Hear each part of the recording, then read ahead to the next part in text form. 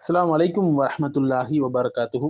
அன்புள்ள சகோதர சகோதரிகளே, நவீன காலத்துல அதிகமாகவே திருமணங்கள் எவ்வளவுக்கு எவ்வளவு சீக்கிரமாக நடக்குதோ அந்த அளவுக்கு விவாகரத்துடைய நிலையும் அதிகரிச்சதை நம்ம பார்க்கலாங்க. ஸோ இதற்கான காரணங்கள் என்ன? அல் குர்ஆனும் சுன்னாவும் இதற்கான தீர்வுகளை என்ன வழங்குது என்பதை நம்ம பார்க்க போறோம் இந்த வீடியோல குறிப்பாக. மேலும் குறிப்பாக சூரத்து ரூம் இந்த சக்சஸ்ஃபுல்லான மேரேஜ் லைஃப்க்கு வழங்கக்கூடிய அடிப்படைகளை நம்ம பார்க்க போறோம் இன்ஷா அல்லாஹ். அல் குர்ஆனும் சுன்னாவும் நிறைய வழிகளை நமக்கு கற்றுத்தருது, எப்படி ஒரு மேரேஜை சக்சஸ்ஃபுல்லா கொண்டு போகணும் என்று. ஸோ முதலாவது, தம்பதிகள் 2 பேருமே அல்லாஹுவை மையமாக கொண்ட ஒரு வாழ்க்கையை வாழணுங்க. அப்பதான் அந்த மேரேஜ் வந்து சக்சஸ்ஃபுல் லைஃபா இருக்கும்.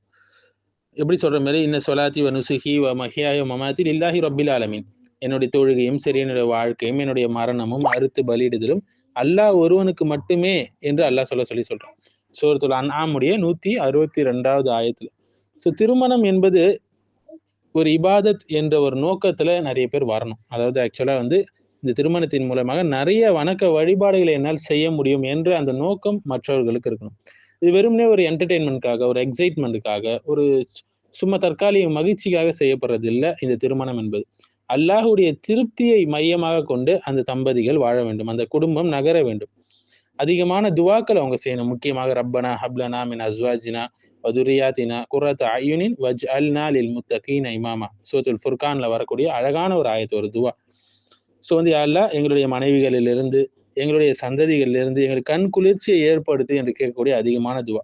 இதை நாம் ஒவ்வொருவரும் கேட்டுக்கொண்டே இருக்க வேண்டும். ஸோ ஒன்றாக தொழ வேண்டும். இந்த குடும்பம் வந்து என்ன செய்யணும்? ஒன்றாக சேர்ந்து தொழ வேண்டும். தொழுகை நிலைநாட்டப்பட வேண்டும். அப்பதான் அந்த வீட்டுல பரக்கத் என்பது இருக்கும், வாழ்வாதாரத்துல பரக்கத் என்பது இருக்கும். ஸோ அல்லாஹுவை மையமாக்காத எந்த திருமணமும் நிலைக்காது. அதை நம்ம புரிஞ்சுக்கொள்ளணும். இரண்டாவது, சக்கீனத். அதற்கான வழிகளை நம்ம வந்து என்ன செய்யணும்? நம்ம வந்து ஏற்படுத்தி கொள்ள வேண்டும். அதாவது நீங்கள் அவர்களிடம் சக்கீனத்தை பெற வேண்டும், அமைதியை பெற வேண்டும் என்பதற்காக அல்லாஹ் என்ன செஞ்சான்? இந்த திருமணத்தை ஏற்படுத்தியிருக்கான். சூரத்து ரூம் உடைய 21வது ஆயத் நீங்க பார்க்கலாம். ஸோ வீடு தான் சக்கீனத்துக்கான ஒரு இடமா இருக்கு. என்னதான் மனுஷன் எங்க போய் வெளியே சுத்திட்டு வந்தாலும் இறுதியே வந்து அடங்கிறது தன்னுடைய வீட்டுல தான், தன்னுடைய குடும்பத்துல தான். அல்லாஹ் அங்கதான் ஒரு சக்கீனத்தை வச்சிருக்கான்.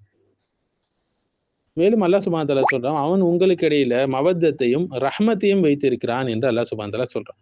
ஸோ இந்த மவத்தத்னா என்ன, ரஹ்மத்னா என்ன அப்படின்றத நம்ம பார்க்க போறோம் இன்ஷா அல்லாஹ். ஸோ மவத்தத் என்றால் இந்த அன்பு, நேசம், இதை குறிக்கக்கூடிய ஒரு சொல். ரஹ்மா என்றால் கருணையை குறிக்கக்கூடிய சொல். ஸோ அல்லாஹ் சுப்ஹானஹு வ தஆலா மவத்தத்தையும் ரஹ்மத்தையும் ஏற்படுத்தி இருக்கிறான் தம்பதிகளுக்கு மத்தியில. 21வது ஆயத்துல நம்ம பார்க்கலாம். ஸோ காதல் என்ற உணர்வு எப்ப குறையுதோ திருமணத்துக்கு பிறகு, அப்ப கருணை என்ற விஷயம் வந்து அந்த மேரேஜை காப்பாற்றக்கூடியதா இருக்கும். ஸோ இளமை காலத்துல தம்பதிகள் மத்தியில அந்த மவத்தத், நேசம் என்பது அதிகமாக இருக்கும். வயதான பிறகு இந்த மவத்தத் என்பது குறைந்து ரஹ்மா, அந்த கருணை தான் மிகைக்கக்கூடியதாக இருக்கும். ஒரு திருமணத்தை காப்பாற்றக்கூடியதாக இருக்கும். ஸோ எனக்கு ஃபீல் இல்லைங்க, எந்த ஃபீலும் இல்லை, ரிலேஷன்ஷிப்பை நான் முடிச்சுக்கிறேன் என்று சொல்வது.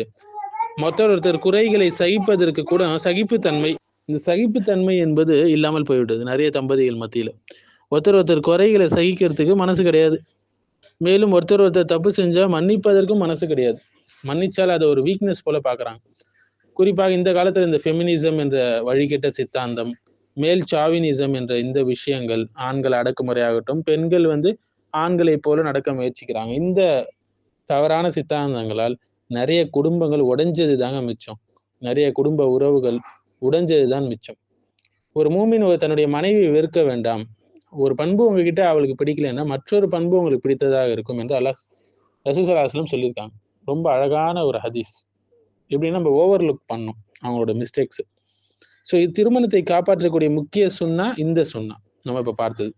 மூன்றாவது ஈகோ. இந்த அகங்காரம் இருக்கு பாருங்க, இந்த ஈகோ தான் எல்லா வீட்டுக்குள்ளும் புகுந்து அந்த குடும்பத்தையே சின்னாபின்னமாக்குகிறது.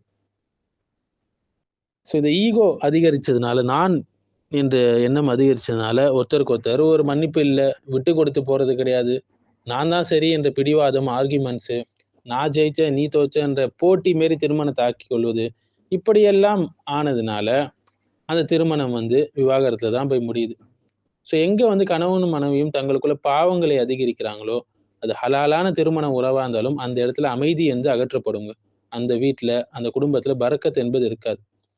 அடுத்த முக்கிய விஷயம் வந்து, அல்லாஹ் இல்லாத ஒரு திருமண வாழ்க்கை பெரும்பாலும் ஃபெயிலியர்ல தாங்க போகும். அதாவது அல்லாஹ்வை மையமாக கொண்டு தம்பதிகள் வாழவில்லை என்றால் அந்த திருமண உறவு பெரும்பாலும் ஃபெயிலியர்ல தான் போகும். யார் அல்லாஹ்வை நினைவு கூறுவதிலிருந்து விலகுறாங்களோ அவங்களுக்கு நெருக்கடியான வாழ்க்கை இருக்குதுன்னு நல்லா சொல்றான். சூரத்து தாஹாவுடைய 124வது ஆயத்துல. நிறைய பேர் பார்க்கலாம், திருமணத்துக்கு பின் என்னது தொழுகை அவங்க கிட்ட இருக்காது சரியாக. திருமணத்துக்கு முன் தொழக்கூடியவரா இருப்பாரு, திருமணம் ஆன பிறகு தொழுகையை கைவிட்டுருவாங்க. வீடுகள் என்ன ஆகும், குர்ஆன் ஓதப்படுதல் இருக்காது.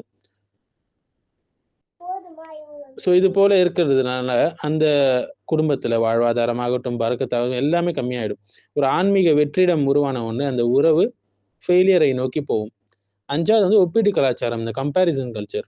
பொதுவாக இப்போ யூடியூப்ல இது போன்ற விஷயங்கள்ல, இன்ஸ்டாகிராம் ரீல்ஸ்ல கணவன் மனைவி கப்பிள்ஸாக வந்து வீடியோ போடுறாங்க. முஸ்லிம்களும் இதை போடுறாங்க. ஸோ அவங்கள பார்த்துட்டு அது போல நம்ம வாழணும், அது போல நம்மளால வாழ முடியலையே என்று மனம் வருந்தி நிறைய பேர் என்ன செய்றாங்க, அவங்க ஒரு ரோல் மாடலை எடுத்துக்கொண்டு தங்களுடைய வாழ்க்கையில நிம்மதியை இழந்து விவாதத்தை நோக்கி போகக்கூடிய குடும்பங்கள் ஏராளம் என்று. குறிப்பாக சோஷியல் மீடியா ஃபித்னாக்களால். ஸோ அல்லாஹ்வுடைய நியமத்தை மறுக்கும் போது அந்த அல்லாஹ் என்ன செய்வான், அந்த அருட்கொடையை எடுத்து விடுவான். அடுத்து வந்து நன்றி உணர்வு இல்லாமல் இருக்குது. கணவனோ மனைவி ஒருத்தருக்கு வந்து நன்றி உணர்வு எப்போ மறக்கிறாங்களோ அப்போ ஒருத்தருடைய குறை பெரிதாக தெரியும், உள்ளத்துல ஒரு வெறுப்பு ஏற்படும். ஸோ அல்லாஹ் சுப்ஹானஹு அந்த நன்றி உணர்வு இல்லாமல் போகும்போது அல்லாஹ்வுக்கும் நன்றி செலுத்துவதில்லை. ஒரு புறம் ஃபஜருக்கு நிறைய பேர் எழுந்திருக்கிறது கிடையாது. ஸோ இதனால அல்லாஹ் சுப்ஹானஹு அந்த நியமத்தை எடுத்து விடுகிறான். நபி ஸல்லல்லாஹு அலைஹி வஸல்லம் சொன்ன அந்த அழகான ஒரு சுன்னத்தை நம்ம ஃபாலோ பண்ணோம்னா நிறைய பிரச்சனைகள் சால்வ் ஆகும். அது என்ன சுன்னா என்று பார்த்தீங்கன்னா, உலக விஷயங்கள்ல உலக விஷயங்கள்ல உங்களுக்கு குறைவானவர்களை கீழ் உள்ளவர்களை பாருங்கள் என்று நபி ஸல்லல்லாஹு அலைஹி வஸல்லம் சொல்லி கொடுத்துருக்காங்க. இப்படி பார்க்கும்போது அல்லாஹ்வுடைய அருட்கொடைகளை நம்ம வந்து குறைத்து மதிப்பிட மாட்டோம் என்று சொல்லி கொடுத்துருக்காங்க. ஆனால் பலரும் என்ன செய்யறது, உலக விஷயத்தில் தங்களை மேல் இருக்கவங்களை பார்த்து அவங்கள புலியை பார்த்து பூனை கோடு போடுற இந்த கதையா தங்களுடைய திருமண வாழ்க்கையில நிம்மதியின்மையை அவங்க வர வச்சுக்கிறாங்க. சஹீஹ் முஸ்லிமில் வரக்கூடிய அழகான ஒரு ஹதீஸ். ஸோ குர்ஆன் வந்து விவாகரத்தை அனுமதிக்கிறதா என்றால் அதை அனுமதிக்குதுங்க. ஆனா அது லாஸ்ட் ஆப்ஷனா வச்சுக்குது. இறுதி முடிவு தான் விவாகரத்து என்பது. அதுவரையிலும் ஒரு சகிப்புத்தன்மை இருக்கணும், ஒருத்தரை கூப்பிட்டு பேசணும், ஒருத்தர் வந்து எவ்வளவு முயற்சி செய்யணுமோ அது செய்யணும். ஆனா இன்னைக்கு நவீன காலத்துல ஃபர்ஸ்ட் ஆப்ஷனே வந்து டைவர்ஸாக வச்சுறாங்க. சின்ன சின்ன காரியங்களுக்கெல்லாம் டைவர்ஸ். ஸோ வந்து சபர் இல்லை மேரேஜ் லைஃப்ல. ஒருத்தருக்கு ஒருத்தர் விட்டு கொடுக்கறது, மன்னிக்கிறது, இந்த எல்லா குணங்களும் போனதுனால ஆட்டோமேட்டிக்கா அந்த மேரேஜ் வந்து ஒரு ஃபெயிலியரை நோக்கி போகுது. சண்டையில கூட சண்டை வருவது இயல்பு.